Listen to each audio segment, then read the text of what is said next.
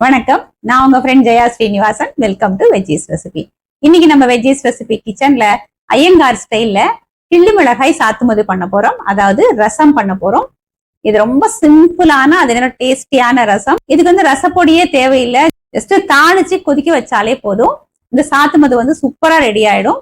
நம்ம ஹெவியா சாப்பிட்டுட்டு கொஞ்சம் அடுத்த நாள் ஏதாவது லைட்டா சாப்பிடலாம் அப்படிங்கும் போது இந்த மாதிரி ஒரு ரசம் பண்ணிட்டு ஒரு சுட்டாப்பழத்தோட கூட நம்ம சாப்பிட்டுடலாம்.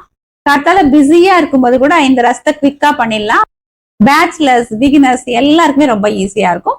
ஃபர்ஸ்ட் டைம் சேனலை பாக்குறீங்கன்னா ப்ளீஸ் சப்ஸ்கிரைப் பண்ணுங்க. பெல் ஐக்கானை கிளிக் பண்ணி ஆல் ஆப்ஷன் கொடுத்துட்டீங்கன்னா நான் போடக்கூடிய எல்லா வீடியோஸும் குவிக்கா உங்களுக்கு ரீச் ஆகும். வாங்க, சிம்பிளா பண்ணக்கூடிய டேஸ்டியான ஐயங்கார் ஸ்டைல் கிள்ளி மிளகாய் சாத்துமது குவிக்கா எப்படி பண்றதுன்னு பார்க்கலாம். நெல்லிக்காய் அளவுக்கு நான் புளி எடுத்துட்டு இருக்கேன். இதை நல்லா வாஷ் பண்ணிட்டு வெந்நீரை விட்டு ஊற வச்சுட்டோம்னா சீக்கிரம் ஊறிடும். அதுக்கப்புறம் புளிஜலம் நம்ம கரைச்சி எடுத்துக்கலாம். நம்ம ஊற வச்ச புளியை புளிஜலமா கரைச்சி எடுத்துட்டு இருக்கேன். அப்ராக்சிமேட்டட் ஒரு 300 ml இருக்கும். 2 தக்காளிய நல்லா ஃபைனா அரைச்சி நம்ம இதுல சேர்த்துடலாம். ரசத்துக்கு தேவையான அளவு உப்பு, 1/4 டீஸ்பூன் மஞ்சள் பொடி. இது நல்லா மிக்ஸ் பண்ணிக்கலாம். கொதிச்சு வரட்டும். அதுக்குள்ள நமக்கு தேவையானதை வறுத்துடுவோம். ஸ்டவ்ல ஒரு பேன் வச்சிருக்கேன். 2 டீஸ்பூன் நெய் விட்டுக்கலாம். நெய் சூடானதும் 1/2 டீஸ்பூன் கடுகு. கடுகு வெடிச்சதும் 3 காஞ்ச மிளகாய், 2 பச்சை மிளகாய், 1/4 டீஸ்பூன் பெருங்காயம். இதை நல்லா வதக்கி விட்டுக்கலாம். மிளகாய் நல்லா பொரிஞ்சு வரட்டும். இது அப்படியே நம்ம புளிஜலம் தக்காளி கொதிக்கிறதுக்கு வச்சிருக்கோம் இல்லையா, அதில் சேர்த்துடுவோம். மிக்ஸ் பண்ணி விட்டுக்கலாம். தக்காளி புளிஜலத்தோட பச்சை வாசனை போக இது நல்லா கொதிச்சு வரட்டும். ரசம் கொதிக்க ஆரம்பிச்சிடுது. கொஞ்சம் ஃப்ரெஷ்ஷான கருவேப்பிலையை இந்த மாதிரி 2ஆ பிச்சு போட்டுருவோம். இது பச்சை வாசனை போக நல்லா கொதிச்சு வரட்டும்.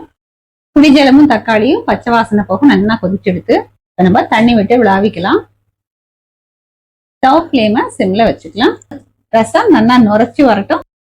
ரசம் பாருங்க நல்லா கொதிச்சு வர ஆரம்பிச்செடுத்து இப்போ ஸ்டவ் ஆஃப் பண்ணிக்கலாம்.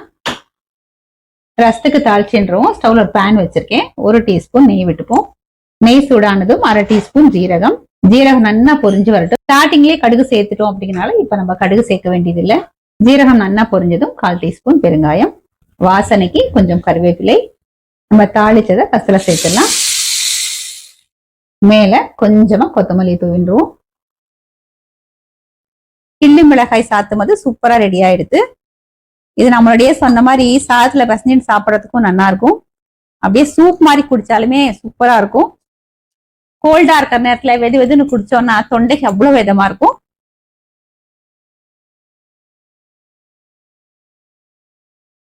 செம்ம சூப்பரா இருக்கு. வாய்க்கு அவ்வளோ இதமா இருக்கு. ரொம்ப சிம்பிள் பாருங்களேன். இதுல வேற எதுவுமே நம்ம சேர்க்கல. மிளகாயோட காரம், இந்த தாளிச்ச வாசனை, அவ்வளவுதான். தக்காளியோட புளிப்பு, புளியோட புளிப்பு, இந்த 2 புளிப்பும் சேர்ந்துருக்கு. ஒருவேளை உங்களுக்கு தக்காளி கூட சேர்க்க வேண்டாம் அப்படின்னா வெறும் புளிஜலத்திலே கூட நம்ம பண்ணிக்கலாம். அதுவும் நல்லா இருக்கும். நல்லா ஆவி பறக்கிற சூடான சாதத்துல தாராளமா நெய் விட்டுண்டு இந்த ரசத்தை விட்டு குழைய பிசைஞ்சு சாப்பிட்டோம் அப்படின்னா, கோல்டு, காஃப், த்ரோட் பெயின் எல்லாம் இருக்கும் இல்லையா, அந்த மாதிரி நேரத்துல சாப்பிட்டோம் அப்படின்னா அவ்வளோ இதமா இருக்கும்.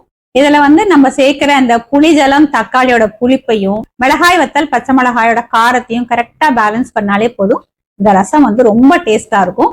இதே மாதிரி இதே மெத்தட்ல இதே அளவுகளோட ரொம்ப சிம்பிள் அண்ட் டேஸ்டியான ஐயங்கார் ஸ்டைல் கிள்ளி மிளகாய் சாத்துமது நீங்க கண்டிப்பா ட்ரை பண்ணி பாருங்க. ரொம்ப டேஸ்டா இருக்கும். ட்ரை பண்ணி பார்த்துட்டு எப்படி வந்ததுன்னு கமெண்ட்ல சொல்லுங்க. லைக் பண்ணுங்க. உங்க ஃப்ரெண்ட்ஸ் அண்ட் ஃபேமிலியோட ஷேர் பண்ணுங்க. இன்னொரு புது ரெசிபியோட நாளைக்கு நான் உங்களை மீட் பண்றேன். தேங்க்ஸ் ஃபார் வாட்சிங்.